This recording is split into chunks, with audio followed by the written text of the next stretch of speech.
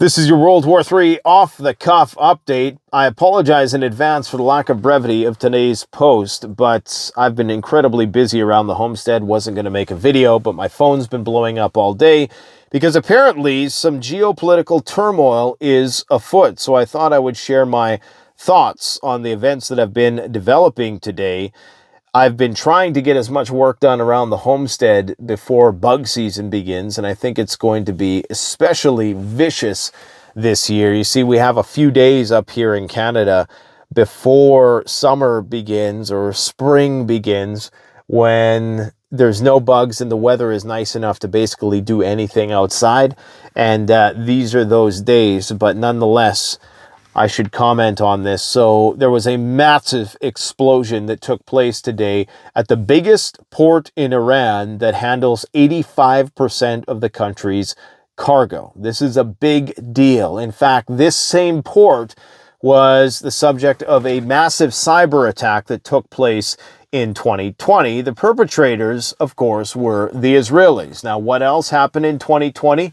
Well, something that was very reminiscent of what we've seen today, only with a different chemical compound. I'm talking, of course, about the ammonium nitrate explosion that basically blew up part of that Lebanese city. Now, this explosion was not as big, but it was still incredibly significant. And it's even more important because the chemical compound in question, sodium perchlorate, is actually what's used in Iran's ballistic missiles. And this shipment of sodium perchlorate was actually shipped from China for the use by the Iranians to make the rocket fuel for their rockets that they're potentially going to use in a war with Israel. Okay. Now, some people are speculating, and some people, I mean, Israeli intelligence, were speculating that these shipments or this fuel, this chemical, was going to be sent to Lebanon, in fact, for refinement there in order to be used in their missile systems, but we'll probably never know. Nonetheless, the fact that this port was subject to an Israeli attack back in 2020, a cyber attack, the fact that it's so strategic for the Iranians to have access to this port, the fact that it's now been effectively shut down because of the risk of contamination and just the highly toxic chemicals that are basically being dispersed throughout the entire region. And of course, this happened right during the actual third round of talks between the Iranian foreign minister and Steve Witkoff in Oman. Now, these talks were supposed to be the one in which the technical teams were involved and they were about to turn a corner. But now those talks have also hit a wall as well, as we're going to talk about today. I'm going to share some more details about this port infrastructure and why this was so important. But this looks bad, okay? If the Israelis were able to smuggle 5,000 pagers, weapons or explosives into pagers, and interdict the supply chain in order to create basically ticking time bombs, this seems like this would be pretty low-hanging fruit, because I'm not buying for a second that this was an accident. The most parsimonious explanation in my mind, when you have Iran and Israel about to be in a hot war, and Iran taking a shipment just a month ago from China for rocket fuel that they're going to use in their ballistic missiles to fire at Israel in one of their most central ports that's been targeted by Israel in the past, the most parsimonious explanation for that, my friends, is that this was sabotage. Now, doesn't have to be sabotage by the Israelis themselves. There are a lot of insurrectionists, insurgents, people who don't like the theocracy in Iran, who could have been the perpetrators. But nonetheless, I think it would be incredibly naive not to entertain the notion that this was in fact sabotage.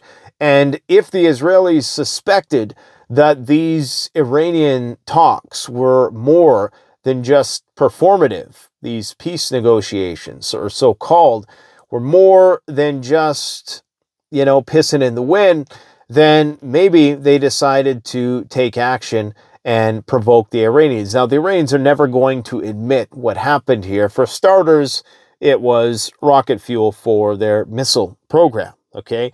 And even though there is a hazardous goods section of that port, and even though they're probably acting in accordance with the standards that one would come to expect, I don't know what they are there, but there was a designated place for this type of chemical compound, so it's not as though it was incompetence necessarily. Of course, that's what they're going to say. A guy was smoking a cigarette, a fire got lit, and the fire got hot enough that it was able to ignite this stuff, because this is not the kind of stuff that just goes boom on its own.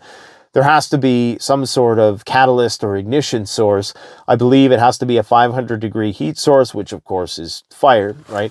And so, yeah, I mean, there was a fire perhaps, and that's what caused it, but these things don't just happen. Especially at this, sensitive time where security is incredibly high, I cannot see how this could have been an accident. Now, all of this is happening while Pakistan and India continue to intensify their cross-border exchanges of fire, okay? Now, this was not just a benign incident. Their whole militaries are getting mobilized. There's nuclear threats, saber-rattling, massive military exercises, skirmishes in various villages. I mean, it's getting out of control. In fact, there's been ambushes of Pakistani soldiers as well. They're awaiting a airstrike by the Indians, and they're saying that they're going to respond to that. So it's getting out of control as well. And on the Russia-Ukraine front, that has basically fallen through as well in terms of peace negotiations. Donald Trump capitulated today that it appears as though Vladimir Putin does not want to stop the war, and unlike he claimed in his election, he's not going to be able to stop the war with one phone call, or in 24 hours, 24 days, or probably 24 months for that matter, because, well, just like I told you before, this is something which transcends Donald Trump and American politics. It's bipartisan, it's bicameral, and it doesn't matter who they put in power. This is a global war for resources and influence and power and territory. And that's going to be the case no matter who they put in charge, which is why Trump is spending $27 billion on a missile defense shield to defend against Russian and Chinese nuclear weapons. You only do that if you're not too optimistic about the future, if you know what I mean. Now, Vladimir Putin sent out an ominous message to his countrymen via a conversation that he had with his top general, Valery Gerasimov, today, signaling that they're not done in Iran just because they're done in Kursk. He was congratulating his soldiers on their successes in driving the Ukrainians out of Kursk. Well, it took long enough. What's it been, like a year almost? They also, for the first time, openly admitted that North Koreans were assisting on the front line, in fact, showing images of Russian soldiers with North Koreans on the front line. Now, remember, the Russians have been denying this since day one, and all of the Russian grifters online have been saying, yeah, that's not happening, right? Even though Western intelligence has been saying, yeah, it's happening, and you guys know I'm very critical of Western intelligence as well. But, I mean, it seemed obvious that that wouldn't be something that they would lie about. And here we go. The truth comes out. Yes, in fact, North Koreans have been fighting alongside the Russians. But the question is, why would they unveil that right now? Especially at a time when they're trying to supposedly broker some sort of deal with Witkoff. And both sides, at least in the last week, have seemed a little bit more optimistic, although it depends on which publication you read. It's a lot of ambiguous messaging.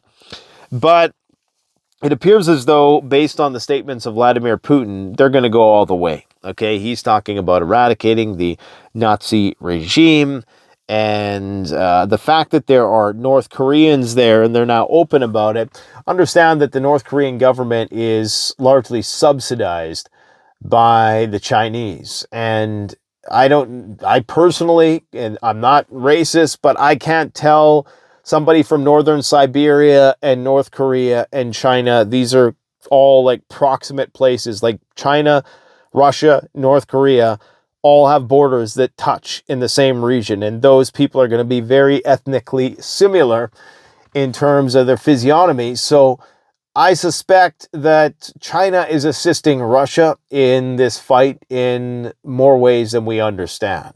And in fact, I don't think that the North Koreans would do anything that went against the interests of the Chinese. So the fact that the North Koreans are participating in any capacity whatsoever, and that they're being subsidized by the Chinese, and if they're subsidizing or assisting the Russians, then, you know, it's basically the Chinese who are helping the Russians. And the fact that this was a Chinese shipment of chemicals that were going to be used in Iranian rocketry today is fairly significant. It just shows you how all of those countries are becoming more and more harmonized as they become more and more isolated from the West. I was going to say the rest of the world, but certainly not the rest of the world. BRICS is essentially the rest of the world in population. They're the ones who are having babies still, and guys, it does not look good for us. So prepare to get drafted if you're an able-bodied male if we make it 10 years, because our militaries are going to have to drastically increase recruitment if we can't get these bipedal, what do they call them, humanoid robots operational before that time. Now, let's talk a little bit about this port explosion in a bit more detail. I said this was going to be a quick video, and here we go. All right, so sodium perchlorate is a chemical compound used as an oxidizer in solid fuel rockets for ballistic missiles. The shipment was delivered in March 2025 from China. Was intended to support Iran's missile production, particularly to replenish stocks in the military operations against Israel. So, I mean, look, they put explosive material in 5,000 pagers that went to all of the Hezbollah primary operatives. And you telling me that they couldn't pull something like this off? I mean, this seems easy, to say the least. This seems like low-hanging fruit. If you want to know the exact location, it was the Shahid Rajeh port in Bandar Abbas. I'm certain that I'm mispronouncing that. This is Iran's largest and most advanced commercial port. It's 2,400 hectares, okay, something to the tune of 5 million square feet of space in terms of building space. 85% of Iran's container traffic, a significant portion of that, is petrol-based products. In 2020, the port was the target of a massive Israeli cyber attack. And in May of last year, about half of the country's petroleum products, equivalent to 2,300,000 tons, were transported through this port, which means that every day the port's operations are stopped. The delay of about 75,000 tons of petroleum products through the port. So this could cripple Iran's economy if the problem is not quickly addressed. Now, I don't doubt that the port is going to be operational again, but right now it's basically a contamination zone, and people have been basically told not to go outside so they don't breathe this stuff in, okay? The port does include specialized areas like the Sina container yard where the explosion occurred. This is specifically for the purpose of hazmat storage for chemicals and dangerous goods. Now, according to Israel, the suspected destination was for Hezbollah. Unconfirmed reports indicates that a shipment of ammunition from the IRGC Quds Force intended for Hezbollah terrorists was destroyed by Israeli intelligence just before it was to be loaded on a ship in Iran. Now, again, Iran is not going to admit to this. Not only would it be too embarrassing, perhaps, they also don't want to admit that there was a shipment of rocket fuel that came from China and that potentially was en route to Hezbollah, okay? And it's also a sign of weakness. Um, it doesn't look good for, unless you were trying to rally people against to attack. And right now, Iran is obviously in a situation where they're trying to be provoked by the Israelis, even though the Americans, once again, you'll notice they're trying to act like this third party. And I say the Americans, I'm talking about the deep state establishment. They're trying to act as though they're a mediator, a third party, when they are the ones, they're the sole reason that Israel exists at all. They're the reason why Israel has the weapon systems that they do. They're the reason why Ukraine has the weapon systems that they do. Yet they're trying to pretend as though their hands are tied, right? Of course they aren't. So Iran knows what's happening here. Iran knows that and I'm sure that Vladimir Putin has been talking to either the Ayatollah or President Pezeshkian in Iran, telling him just stay calm, because they've been trying to do this to us for 3 years. They've been trying to give them a reason to invoke Article 5 so that they can declare all-out war against you. Don't take the bait. Now, according to Iranian journalist Mohammad Awazi, he claims that aerial footage shows 3 explosions at 3 separate locations at the port of Abbas, refuting claims of a single blast. Now, this, of course, if this is actually true, and I can see the aerial video, which shows multiple fires burning in places where there's clearly a gap. Mind you, these fires could have been ignited, and you could see how a fire might jump over a few buildings and maybe ignite some other flammable fuel source. So it's not ironclad evidence at all. But I think there's, like I said, I think the simplest explanation here is that this is foul play. And whether or not the Iranians are going to acknowledge it or respond in their own asymmetrical sort of way is a mystery.